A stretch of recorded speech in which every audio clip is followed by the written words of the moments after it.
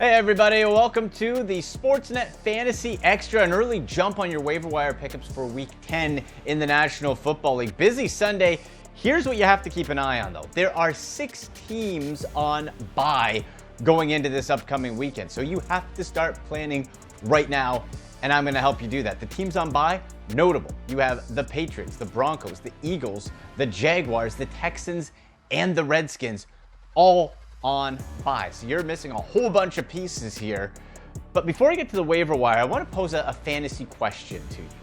Is it time to trade Odell Beckham Jr. from your fantasy team? And the reason I ask, I'm a Browns fan, disappointed in the whole season, the whole offense after so much hype. But for Odell Beckham Jr., with still a lot of name recognition, you don't give him away. But I'm thinking if you own him on your fantasy team, might be time to start to look if you can get something of value in return. Still has a lot of name recognition out there, right? You look at his stats so far. He has 1 touchdown. Uno. That's it for the whole year. Guys who have more touchdowns than Odell Beckham Jr., wideouts who have more touchdowns, Busy Johnson, Dante Pettis, Miles Boykin, all have more touchdowns than Odell Beckham Jr.'s 1. It's awful. And he has the 18th most receiving yards so far this season. So a bottom tier in receiving yards. The Browns offense is an absolute train wreck. I don't blame OBJ. He's just not getting the looks. Baker Mayfield has been off. The play calling's been terrible. It's just not going to happen for him this year unless something drastic happens. So explore it. Put the feelers out in your league. And if you do have any questions on it, if you do get an offer back, hit me up on Twitter at AndyMC81, hashtag AskAndy. But it is time to start thinking about seeing if you can get some sort of return for Odell Beckham Jr. Now let's jump in to the waiver wire here. As I said, there's a lot of teams on bye. And if you need a quarterback, I never thought his name would come up again. But here we are. Ryan Tannehill. Tannethrill is fantasy relevant. It wasn't a fluke. 3 weeks in a row. 3 weeks in a row, Tannehill has 19 or more fantasy points. And you look at the numbers, he has a 6-to-3 touchdown to interception ratio over that stretch. Now, on the weekend, he threw 1 touchdown, 2 picks, but did throw for over 330 yards and had his highest fantasy point total of the year at 25 points. It's garbage time for the Tennessee Titans with Tannehill. I'm not saying he's a great quarterback, but fantasy-wise, you have to consider him, especially if you have your QB1 on the bye. He's owned in only 18% of Yahoo leagues. He's going to be a value play on DFS. Ryan Tannehill against a Kansas City defense who they've been really improved over the last several weeks on the pass defense side. But if Patrick Mahomes comes back, and even with Matt Moore being pretty serviceable, there is going to be the opportunity for garbage time passing yards. And if Mahomes comes back, maybe even a shootout. And he has to chuck it up a whole bunch. So really consider Ryan Tannehill. And also, how about a stack? Not just one Tennessee Titan here, folks. I'm telling you, consider maybe 2. A.J. Brown, the rookie. I like his upside better than Corey Davis, he's just been a disappointment overall from a real-life football side and a fantasy side his whole career. He popped a little bit when Tannehill came back, but A.J. Brown has been receiving Tannehill's attention over this 3-game stretch where he's been coming back. He has 18 targets over that time, and he's owned in only 19% of Yahoo leagues. Now, someone you might want to look at, not for this upcoming week, but moving forward, maybe as a stash if you have a roster spot. How about Devin Funchess? Coming off of the IR, you talk about fantasy disappointments. Devin Funchess is the poster child for that. Ryan Tannehill, maybe it develops into something. Don't drop anybody of note, but if you have a spot, consider Devin Funchess slapping him up off the waiver wire and popping him in a stash role when he comes back. He is eligible to return week 10. I would not put him in week 10, but pick him up, keep an eye on him, see what happens.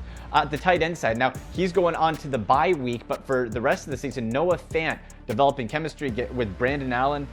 First game ever that he started against the Cleveland Browns, so temper that. The Browns defense was awful on Sunday. But with Noah Fant, we know all the upside he had coming out of Iowa, and it just wasn't working with Joe Flacco. What is a young receiver's best friend? Especially when you take out Emmanuel Sanders? It's the tight end. It's Noah Fant. You have Cortland Sutton as the deep ball. Deshaun Hamilton is a non-factor. He had 1 target on Sunday. Noah Fant could be somebody who is owned in just 12% of Yahoo leagues. You can pick him up. They're on the bye. but you can project him going forward as a backup, as a depth guy. Maybe he pops, maybe he does develop that chemistry with Brandon Allen. So you can look there. Another guy also going into the bye, so this is a little bit of a longer play. N'Keal Harry for the Patriots. So they activated him over the weekend, didn't play him. Now he has 2 full weeks to get back into full football shape with the team, back into the flow of the offense. He's that big-bodied wide receiver. Patriots didn't take him at the end of the first round for no reason, okay?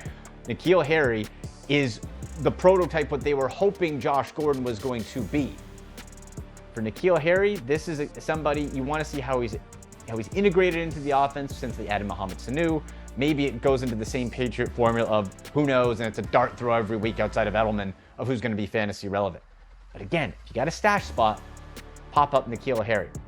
A pickup of someone who is playing this week and owned in only 20% of Yahoo leagues, Zach Pascal, folks. Okay, Pascal is not a fluke, it turns out, for the Indianapolis Colts. And this is even with the Jacoby Brissett injury. It's an MCL strain. He has not been ruled out for Sunday's game against Miami, which is as juicy a matchup as it comes. Miami just coming off of that first win. They're going to be satisfied. They're not going to go 0-16. So this is going to be a letdown game for the Dolphins.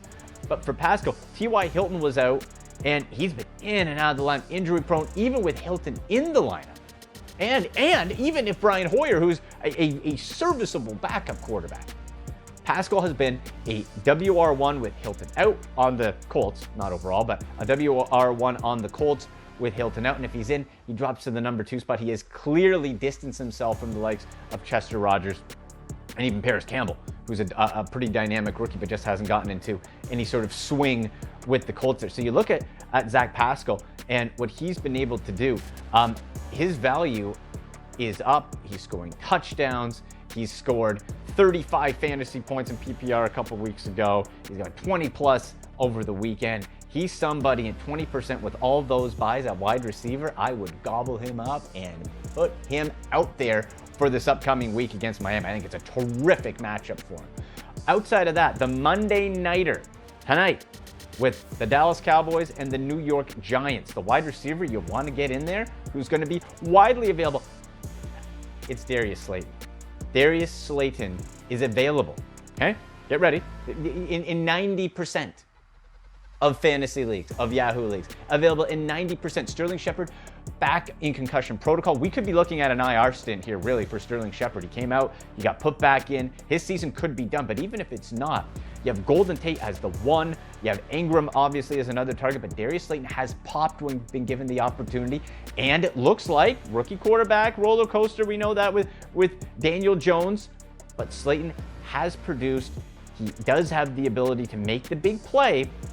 And in this Monday night game, especially if the Cowboys go up, Slayton could be in for a nice heavy workload with Shepard out. And if Tate is that option, that slot option over the middle, Slayton could be a good one, not just for this week, but then moving forward, especially if Sterling Shepard misses multiple games. He's a nice DFS play as well. If you're looking for your DraftKings lineup, you pop Slayton in tonight as a bit of a contrarian play. Not going to be very popular, but he could have a really big night. So check those out. In a I did not see that coming type of matchup. Spoke about the New England Patriots earlier.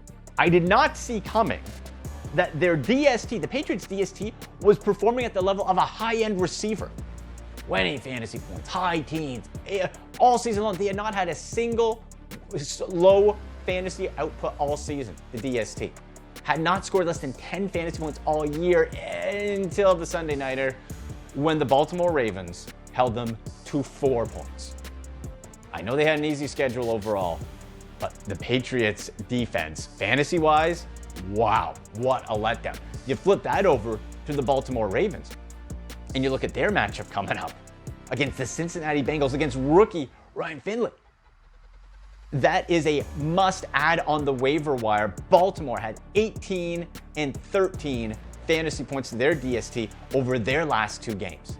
They're going to be the biggest, hottest waiver add when it comes to DSTs and on your DFS lineups too. You got to get the Baltimore defense. That whole team is clicking, they're well coached, and you got them moving at the right time. So add Baltimore. Any other fantasy questions you got, of course, always hit me up on Twitter at AndyMC81. Use the hashtag AskAndy. This has been the Sportsnet Fantasy Extra.